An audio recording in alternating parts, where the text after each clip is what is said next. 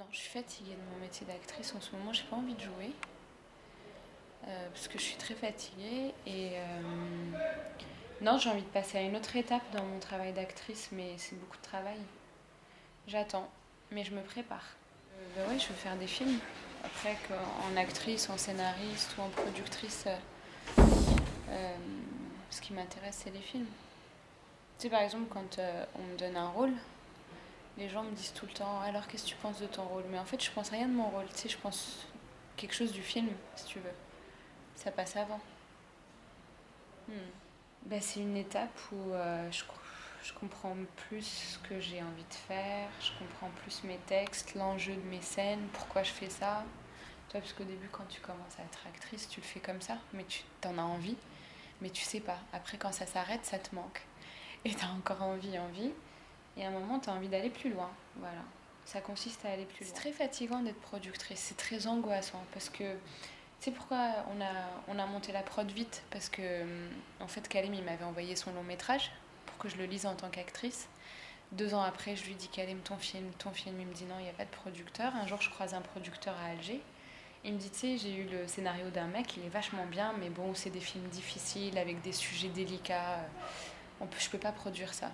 Je lui dis, mais c'est justement ça qu'il faut produire. Donc voilà, après, Kalem, il a un peu laissé tomber, mis de côté. Je me suis dit, mais attends, on va pas laisser disparaître des films, c'est pas possible. Il y a des films, il faut qu'ils soient faits. Donc voilà, c'est pour ça qu'on s'était lancé là-dedans. Parce que j'avais l'impression qu'il y avait des films importants qui allaient disparaître. Maintenant, peut-être que le film sera bien, pas bien, c'est pas la question, mais il fallait qu'il existe, quoi, qu'il s'exprime. Mais ouais, c'est super angoissant d'être producteur, mais au même temps, ça m'apprend. Enfin, vraiment, là, ce que j'ai appris en un mois, sur mon travail d'actrice, même sur les scénarios, la mise en scène, comment fabriquer un film, je crois qu'on a gagné une expérience de 7 ans. Euh, Bon, les difficultés, c'est qu'il y a quand même des métiers qui ont disparu. Tu vois, comme par exemple artificier, les costumières, les vrais. Là, on voit que Maya, elle s'en sort très bien. C'est pas son métier à la base, mais elle est en train d'évoluer. Je l'ai vue évoluer pendant le film. Il y a plein de métiers qui manquent, en fait. Tu vois, ça, c'est la première difficulté. Mais ce qui pallie à cette difficulté, c'est qu'il y a des gens qui ont vraiment envie. Et par leur envie, ils arrivent vraiment à faire tenir un film. Donc ça, c'est... Deuxième des choses, c'est par exemple, les gens, les autorités, ou les...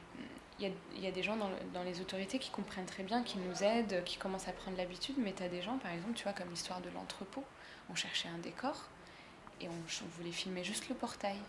Et la meuf, elle nous dit non, mais nous, on est une... Pourquoi vous allez filmer le portail? On lui a dit, il y a un mec qui va sortir avec un sac de semoule. Elle dit, mais nous, on fait de la levure. Ah non, mais on s'en fout. En fait, dans le film, c'est de la semoule. C'est un acteur avec un faux sac, quoi. C'est de la déco. Elle dit, non, non, non, nous, on fait de la levure.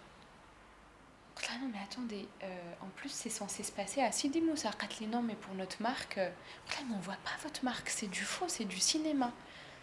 Après, je lui dis, mais madame, elle est PDG, hein. Tu te rends compte d'une grande zone industrielle.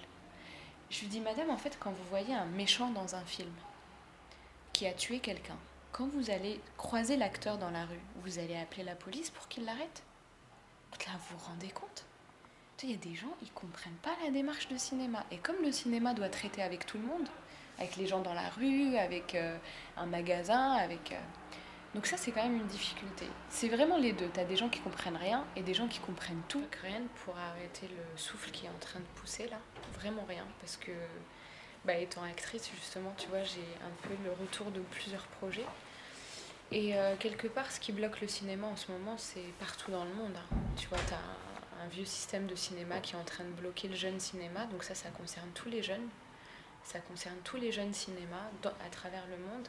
Ici, il y a beaucoup de difficultés parce que les gens nous lâchent, les gens donnent pas les bonnes informations, les administrations traînent, mais le cinéma se fait. Tu vois, par exemple, là, avec toutes les difficultés, on est en temps et en heure.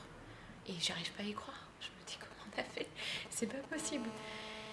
Et non, rien n'arrêtera le souffle, ça c'est clair. Et puis les toutes prochaines années vont nous le prouver, j'en suis sûre.